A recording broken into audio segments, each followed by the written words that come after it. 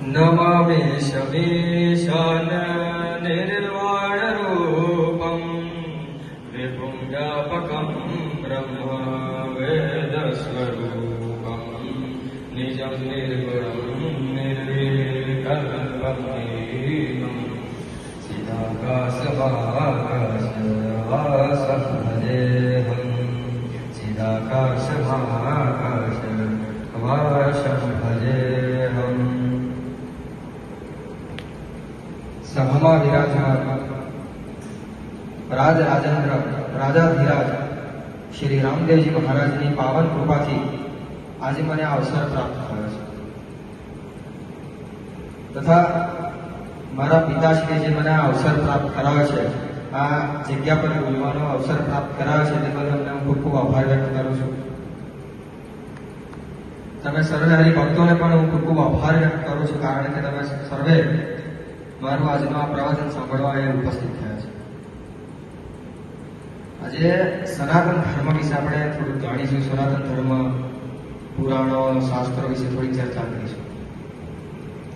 સનાતન ધર્મમાં એક વખત એક મહાન ઋષિ, વામદેવ ઋષિ, વિદ્વાન ઋષિ, તપસ્વી, ઋગ્વેદના ચોથા મંડળના મંત્રદ્રષ્ટા ઋષિ હતા.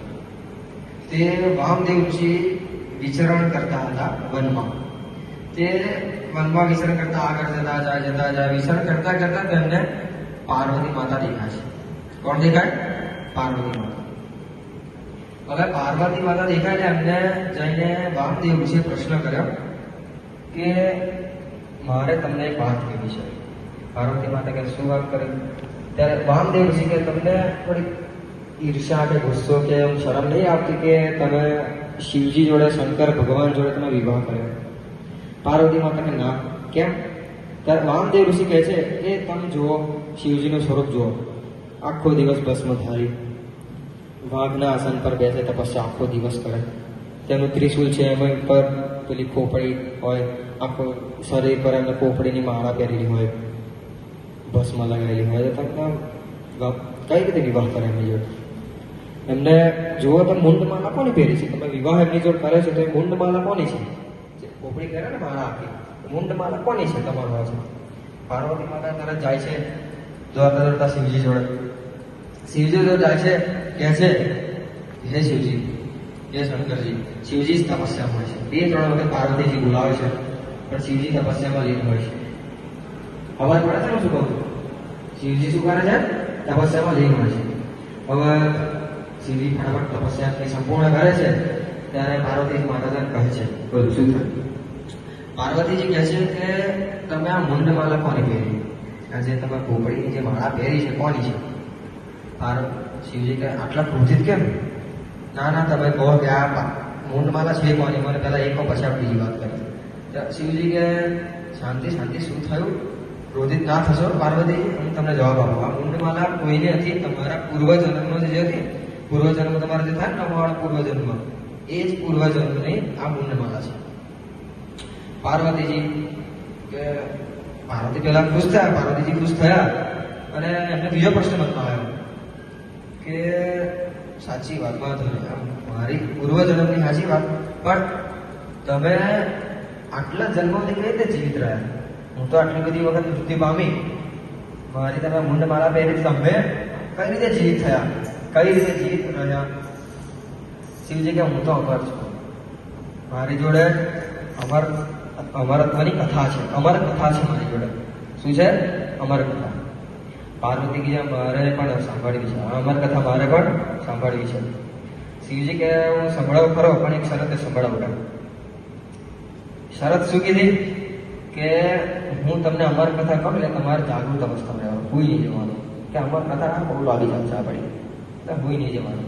હા હા એવું વચ્ચે હું કારણ કરતો રહેવાનું. પાર્વતીજીએ વાંધો નહીં, ચાલો. શિવજી સ્થાન ગ્રહણ કર્યું, પાર્વતીજીએ તથા શિવજીએ સ્થાન ગ્રહણ કર્યું. એટલે બંને શિવજીએ કથા કહેવાનું ચાલુ કરી, અમર કથા. હવે અમર કથા કહેતા હતા ને, ત્યાં આગળ એક પોપટ પણ સાંભળતો હતો. ત્યાં આગળ છે ને એક સાઈડમાં પોપટ, શિવજી પાર્વતીજીને કોઈ ખબર નહીં કે પોપટ પણ એ અમર કથા સાંભળી રહ્યું છે.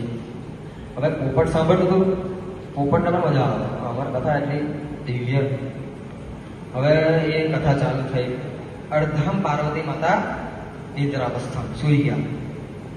હવે હા હા કરતા કરતા સૂઈ તો ગયા. તો પોપટને મનમાં શંકા થઈ કે હવે જો હું આ હા હા નહીં કરે તો કથા તો બંધ કરી દેશે.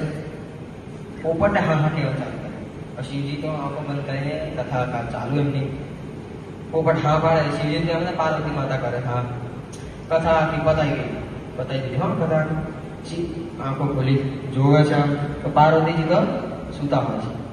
શ્રીજી ક્રોધિત થયા કે આ સૂઈ ગયા પણ કથા સાંભળવા માટે હા કોને કરી? કથા હું તો કહેતો હતો. પાર્વતી સૂઈ ગયા હા કોને પાડી? આ બધું જોવે છે પોપટ. પોપટને જોવે છે. પોપટ ફટાફટ ઉડે છે. શિવજી ક્રોધિત થઈને એની પાસે મારવા દોડે છે. કેમ? કારણ કે તે મારી અનુમતિ વગર કથા સાંભળી જ કેમ? શિવજીને ગુસ્સો આવ્યો તો મારી અનુમતિ વગર ત્યાં કથા કઈ રીતે સાંભળી? શિવજી ગુસ્સે તેમની પાછળ દોડતા જાય. પોપટ ભાગતો જાય. બચારો પોપટ બહુ ગભરાયો કે હવે શિવજી આ બધી મારી. પોપટ બહુ ગભરાયો. પોપટ આગળ ભાગતો જાય શિવજી પાછળ. એટલા વચ્ચે કોણ આવે છે? નારદજી. નારાયણ નારાયણ કરતા કરતા નારદજી આવે છે. નારદજી કહે છે શિવજી શાંતિ સ્તભ શું થયું? આટલા ગુસ્સેથી કયા માર્ગ પર જઈ રહ્યા છો? શિવજી કહે પોપટને જો પેલો ભાગે છે એને સંસ્કૃતમાં સુખ કહેવાય. એ સુખ છે ને કે મારી અનુમતિ વગર મારી અમર કથા સાંભળી ગયો. તો કે હવે શું નારદજી કે શું કરશો તમે? કે હવે હું મારી નાખીશ કે હવે મારી શું ફાયદો? નારદજી કે હવે તમે મારી શું કરશો? કારણ કે એને તો અમર કથા સાંભળી દીધી. હવે તમારો વાનો છે નહીં, હવે તો એ અમર છે. તો કે શિવજી કે વાત સાચી, હવે મારે કંઈ ફાયદો નહીં. અમર કથા સાંભળી શું કરું? શિવજી થોડુંક શાંત થાય છે. શિવજી પાછા એમને તપસ્યામાં લીન પાછા કૈલાસમાં જાય ને તપસ્યામાં લીન થઈ જાય. પોપટની શું હોય? પોપટની વાત કરીએ આપણે તો પોપટનું આગળ શું થયું? પોપટ ભાગતું જાય તો એક સ્ત્રી ઊભી હતી આરોડી નાખી. વેદવ્યાસજી કહેવાય, વેદવ્યાસજી એમની પત્ની આરોડી એમના ઘર